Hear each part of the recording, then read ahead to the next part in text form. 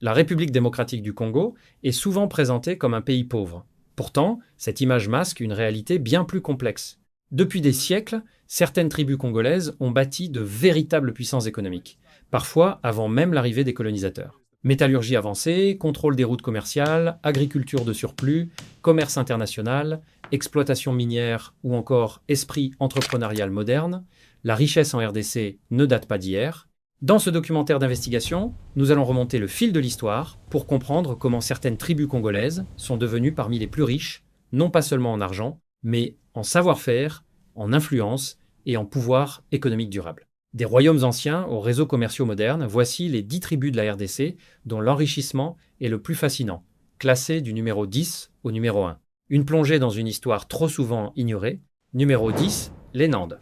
L'histoire de l'enrichissement des Nandes est l'une des plus impressionnantes de l'époque moderne congolaise. Dans les années 1980 et 1990, alors que le Zaïre traversait une grave crise économique, un groupe restreint de commerçants nandes, basé à Butembo, a changé le destin de toute une région. Des hommes comme Mahembe, Palos, Setraka, Rangui, Kasunzura et Nganza ont ouvert, presque seuls, les routes commerciales entre le Zaïre et l'Asie. Sans diplôme prestigieux, parfois sans même avoir terminé l'école primaire, ils ont su anticiper la mondialisation. Ils exportaient de l'or, du café, du cacao et de la quinine. Et importaient des produits très demandés, électroménagers, vêtements, pièces automobiles. Butembo est ainsi devenu un centre économique majeur, alimentant tout le pays. Leur richesse se distinguait par une grande sobriété, pas d'ostentation, mais une discipline financière redoutable. Aujourd'hui, leurs enfants perpétuent cet héritage, faisant des Nandes un symbole d'intelligence économique congolaise. Numéro 9, les Luba du Kasaï. La richesse des Luba du Kasaï s'enracine profondément dans l'histoire précoloniale. Dès le XIVe siècle, ils maîtrisaient la métallurgie du fer et du cuivre, produisant des outils et des armes très recherchés. Ces biens leur permettaient de dominer les échanges régionaux, notamment contre le sel et le poisson séché. Leur position géographique stratégique leur donnait le contrôle de routes commerciales reliant le Kasaï à la ceinture de cuivre du Katanga. Ils prélevaient des tribus sur l'ivoire, les métaux et, plus tard, les esclaves. Sous la colonisation belge, les Luba du Kasaï furent parmi les premiers à adopter l'école et l'évangélisation. Cette avance éducative leur ouvrit l'accès à l'administration et aux métiers techniques. Au XXe siècle, leur migration vers le Katanga, pour travailler à la Gécamine, a favorisé l'émergence d'une classe moyenne instruite. Enfin, la découverte et l'exploitation des diamants industriels via l'Amiba ont consolidé leur influence économique, faisant des Luba l'un des piliers économiques historiques du Congo. Numéro 8, les Bas-Congo. Le royaume Congo fut l'un des premiers États africains à s'intégrer au commerce mondial. Dès le XVe siècle, les Bas-Congo contrôlaient les échanges entre l'intérieur du continent et la côte atlantique. Ils exportaient de l'ivoire, du cuivre et des textiles en raffia vers l'Europe, notamment le Portugal. À partir du XVIe siècle, la traite transatlantique des esclaves devint un pilier central de leur économie.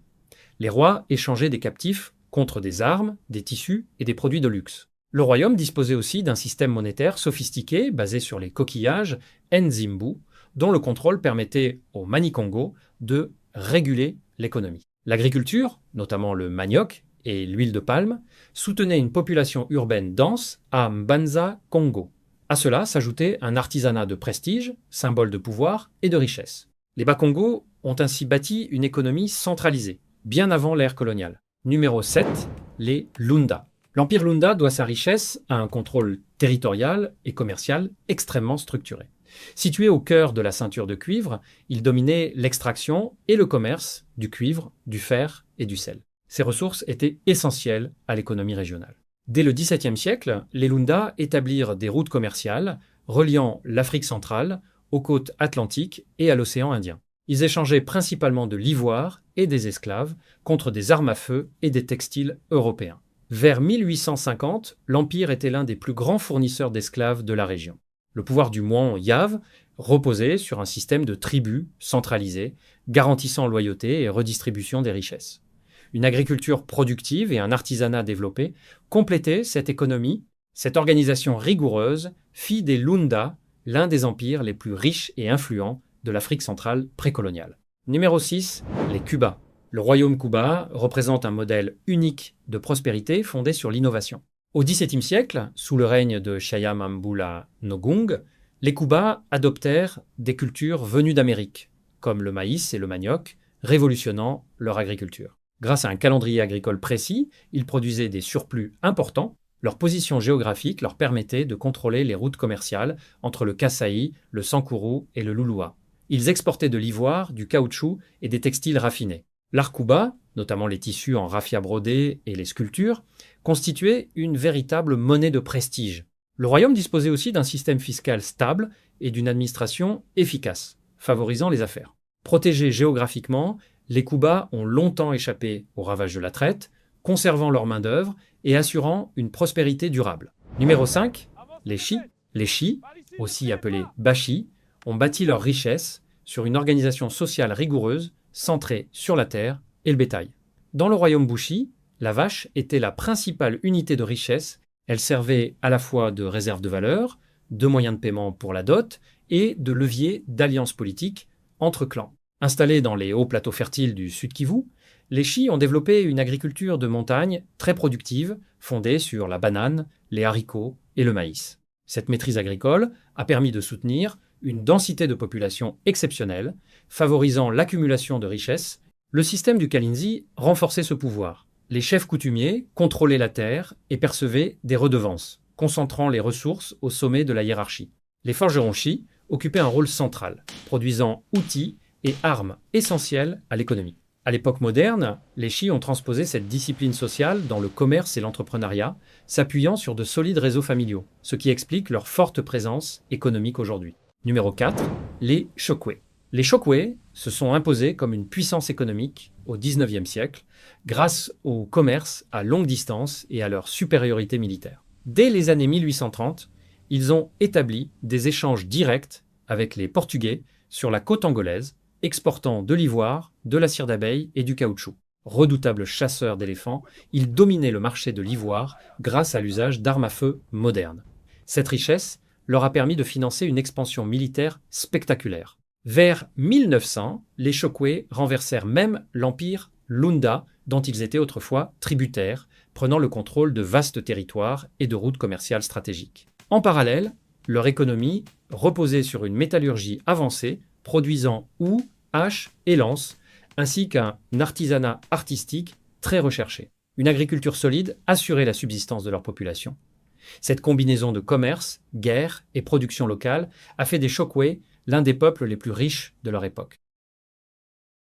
Numéro 3, les Tetela. L'ascension économique des Tetela s'est construite autour du commerce, des alliances stratégiques et du pouvoir politique. À la fin du XIXe siècle, certains chefs Tetela, comme Ngongo Leteta, se sont alliés aux commerçants afro-arabes de l'Est africain.